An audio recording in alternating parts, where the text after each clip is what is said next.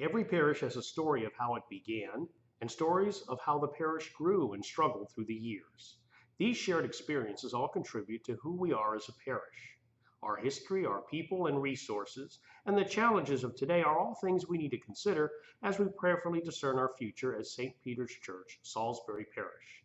This presentation will review our history, go over our current situation, and provide some information for us to consider as we plan for tomorrow. Our beginnings start with the action of the congregation of Old Green Hill Church, the colonial parish church of Stepney Parish, and the mother church of today's Episcopal congregations in Wicomico County. The year was 1768. The vestry of Stepney Parish petitioned the Provincial Assembly in Annapolis for permission to relocate their Chapel of Ease Goddard Chapel, which had fallen into disrepair, to a location north and east of the Green Hill Mother Church.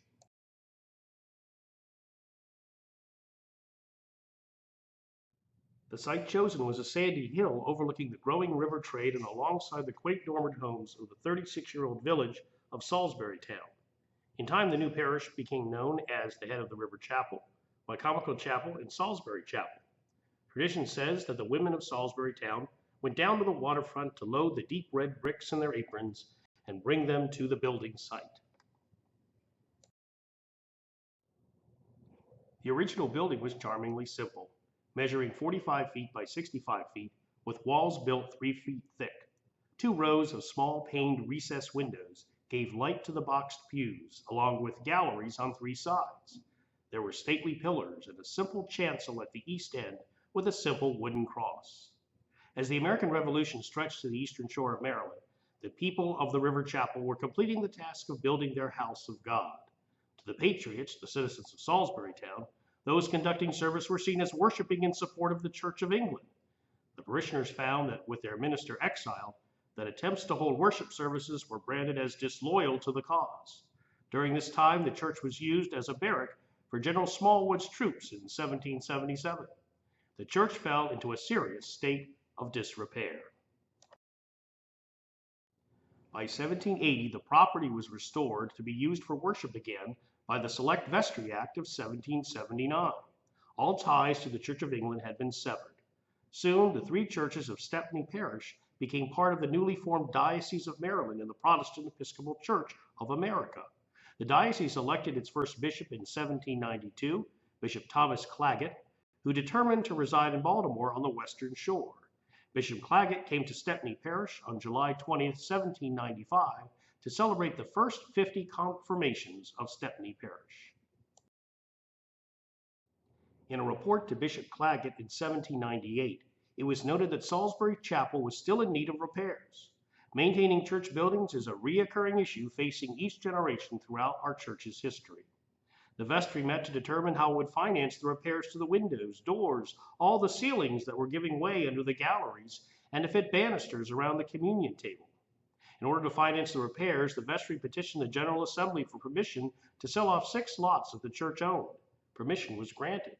The lots sold were to become part of what we know today as Salisbury's downtown. In the next ensuing years, the Reverend William Murray Stone, the rector of Stepney Parish, reported to the diocese that there were 500 communicants of the parish. "Religion is gaining ground and my prospect is encouraging," he wrote. In 1827, the Reverend Stone petitioned the diocese to divide Stepney Parish into 2 parishes. The northern section becomes Spring Hill Parish, with Spring Hill as the parish church and St. Peter's as the Chapel of Ease. The southern section, which retains the name Stepney Parish, includes St. Mary's Tyaskin and Green Hill. In 1842, there's a mention of a parochial school at St. Peter's known as Claggett Seminary, as well as the establishment of the Church Reading Society. And following year, the church is first referred to as St. Peter's Chapel in diocesan publications. St. Peter's story was intertwined with the history and development of Salisbury as a growing port and center of commerce. In the 19th century, St. Peter's congregation and its place in the community continued to grow. While the congregation was still part of Spring Hill Parish, the rector of the parish was devoting more energies to growing St. Peter's. The Reverend William Augustus White, who was rector of both Stepney and Spring Hill parishes in the 1840s and 50s, wrote admiringly of the town of Salisbury, saying, "What a lovely bay the Chesapeake, Well remembered that bright autumn day when I first came over the waters in the steamer. Midway between the ocean and the bay is the town of Salisbury. Long before a village was born, the place was known as Head of Wicomico, and the old church standing among the oaks invited people to worship. By water and by land they came in crowds, filling the hallowed courts. The oaks are all gone now, save one, but the sacred edifice stands firm. The Reverend White saw some achievements and setbacks during his tenure as rector. He saw the building of the church's bell tower and installation of its first bell, and the installation of the first organ. He defended himself to the Bishop of Maryland for charges of popery, explaining that the use of flowers on St. Peter's altar was done only during Christmas, Easter, and Whitsunday, and candles only because with so many churches, St. Peter's services were usually in the dark of the evening. Even then, there seems to be some great support for high church customs by the congregation. It was Reverend White who first began having all the congregations go to Green Hill Church annually in the late 1950s for the tradition of the St. Bartholomew's Day homecoming service in late August. The Reverend White also witnessed a devastating fire in 1860, which destroyed much of downtown Salisbury and consumed the colonial church. He was able to save from the fire the two candlesticks from the altar that are displayed today in our parish museum in the parlor. But because the fire came at the beginning of the Civil War, it proved impossible to quickly rebuild the church. The second church wasn't completed until after the Civil War, and it was quite different from the colonial church it replaced. A brick Romanesque church with a rose window on the west wall and 3 stained glass windows on the east wall by the altar. In 1873, upon the death of vestryman Benjamin Parsons, a large tract of land was left to St. Peter's that would become Parsons Cemetery. In 1879, the Diocese of Easton's convention established Salisbury Parish, which divided St. Peter's from Spring Hill Parish. In 1884, the long-awaited chancel was completed. The sacristy, organ chamber, and basement church school room were established. In doing this, churchyard graves were moved to Parsons Cemetery. Then in 1886, disaster struck again. St. Peter's bell was tolling to call members to evening service when a fire broke out in a livery stable on Market Street. Once again, St. Peter's was destroyed in a fire, which also consumed the downtown area of Salisbury. This time, there was a resolve to rebuild quickly, and in 1887 on Christmas Day, the third and present St. Peter's Church was opened for its first service. Here are some more recent milestones of the parish to note. In 1904, Bishop Adams consecrated the third church after the debt was paid off. In 1914, the third story of the church was added and the bell tower completed. In 1916, the interior of the church was redecorated and the triptych installed above the altar. In 1924, the parish house was built. In 1935, the St. Peter's Key was first published. In 1944 to 1945, as a memorial, a jeweled chalice and paten were given to the parish and the triptych was repaired. Memorial windows were installed in the clerestory. In 1957, St. Peter's hired its first assistant minister, the Reverend William Truitt. In 1960, St. Peter's was growing so much that it established a chapel, St. Albans, to handle additional worshipers. St. Albans eventually became its own parish. By the 1970s, St. Peter's was the largest church in the Diocese of Easton, paying the largest apportionment of any parish in the diocese. In the 1970s, the Moeller organ was installed. In 1985, the first sound system was installed in the church. In 1991, the parish house was renovated. Peter's Place was purchased on Main Street for Sunday school classes. In 1996, the church bell was restored to the bell tower from the courthouse. In 2003, new lighting system was installed in the church. In 2008, Peter's Place building was sold and Old City Hall purchased as the parish annex. And in 2011, the Rogers digital organ was installed. Now that we've heard the story of where we as a parish have come from, let us now look at where we are today. Currently, there are 353 active parishioners in 165 households who attend St. Peter's. Our youth group has 16 members. There are 18 elementary school age children and 5 infants through kindergarten. We draw our membership primarily from the 2 Salisbury zip codes, 21801 and 21804. Most everyone else is from places in Wicomico County.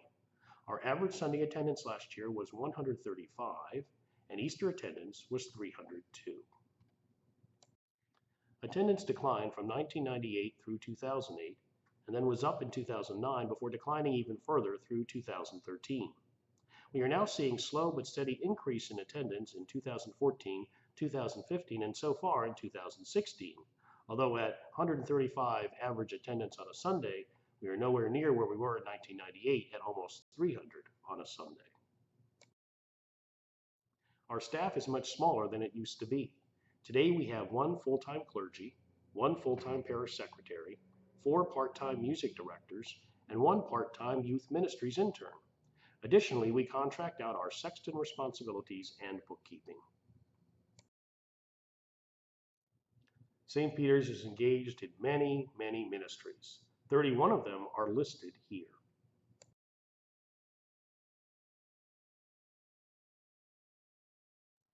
It is up to us to finance our operations and ministries.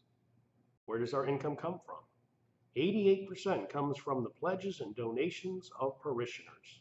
Another 7% comes from internal and external investment income. The remainder comes from income from activities, user fees, and miscellaneous sources.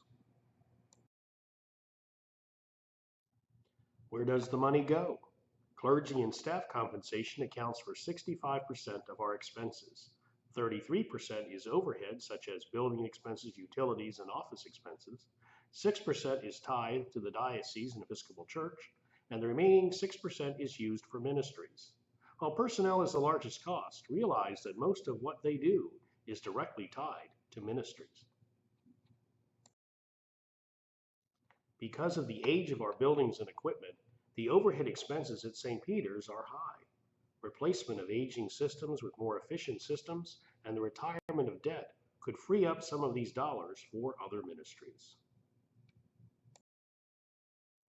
With the previous year's financial difficulties, St. Peter's was not able to pay 100% of its apportioned share to the diocese. This year we have increased our giving to 60% of what we are asked to give, with a commitment to work toward full apportionment giving in the next 3 years.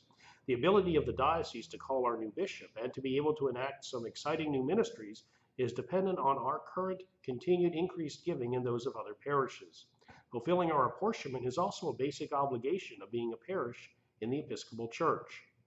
Note that with the decrease in membership since the 1980s, St. Peter's has fallen from the largest parish in the diocese to the 4th largest.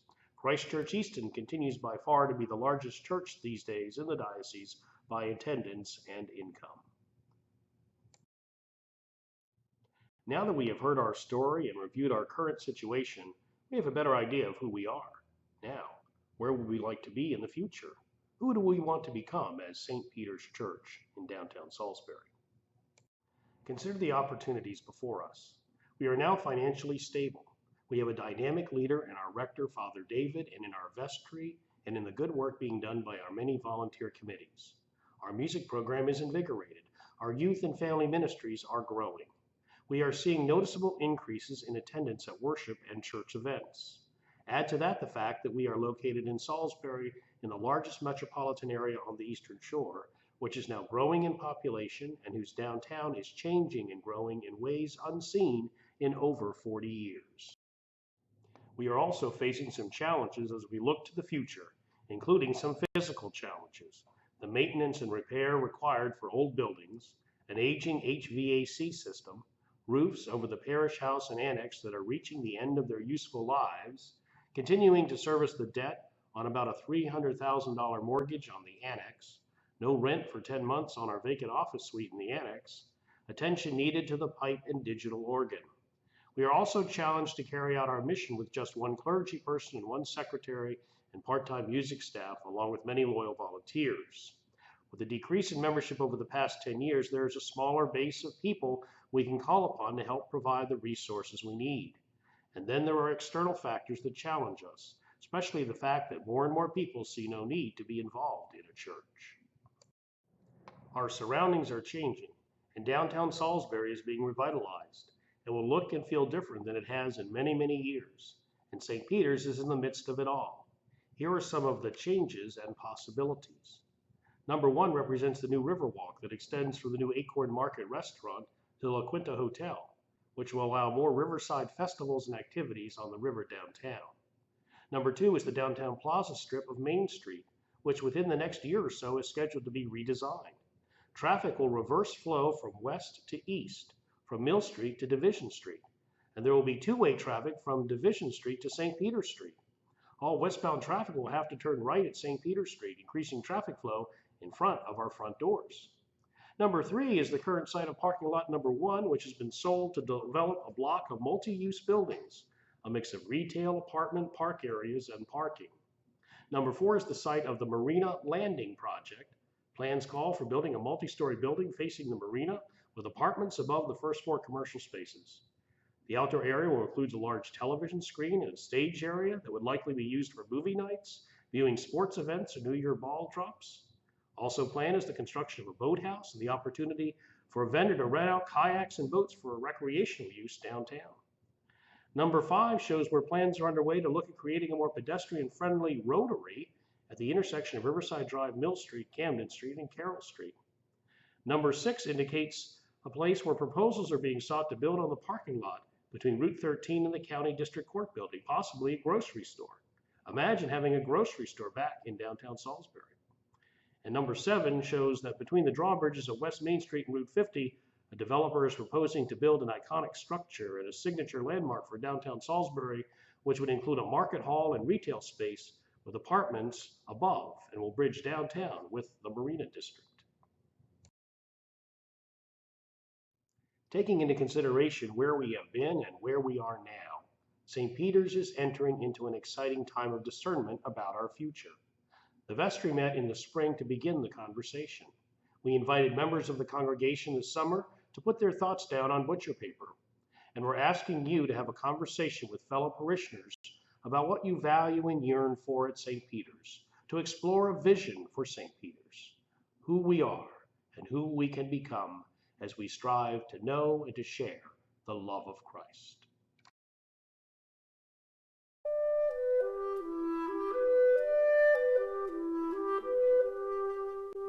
The future is ours.